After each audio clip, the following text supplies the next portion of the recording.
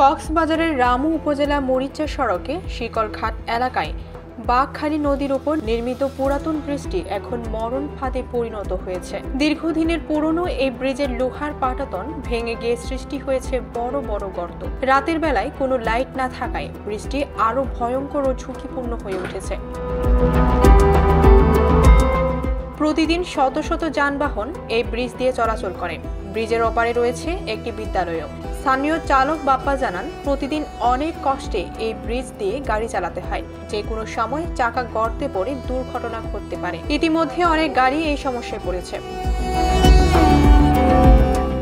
সরেজমিনে গিয়ে দেখা যায় ব্রিজের অনেক জায়গায় লোহার পাটাতন ভেঙে গেছে, কিছু অংশ অস্থায়ীভাবে জোড়া দেওয়া হলেও বেশিরভাগ জায়গায় গর্ত হয়ে রয়েছে। বর্ষাকালে বৃষ্টির কারণে ব্রিজটি আরও বেশি বিপজ্জনক হয়ে পড়েছে।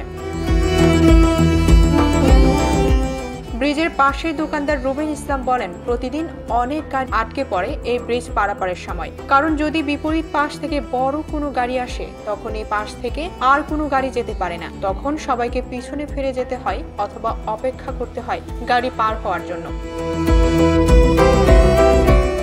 দীর্ঘদিনের এই দুর্ভোগের অবসান ঘটাতে এই ব্রিজটির পাশে নতুন একটি ব্রিজ নির্মাণ কাজ চলছে।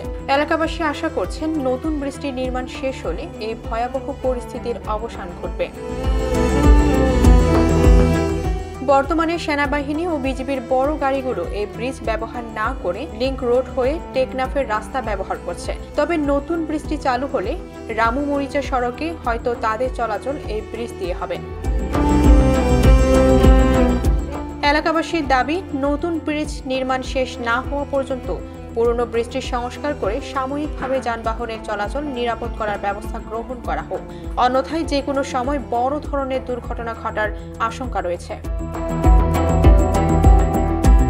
ডেস্ক রিপোর্ট, ভোরের পাতা।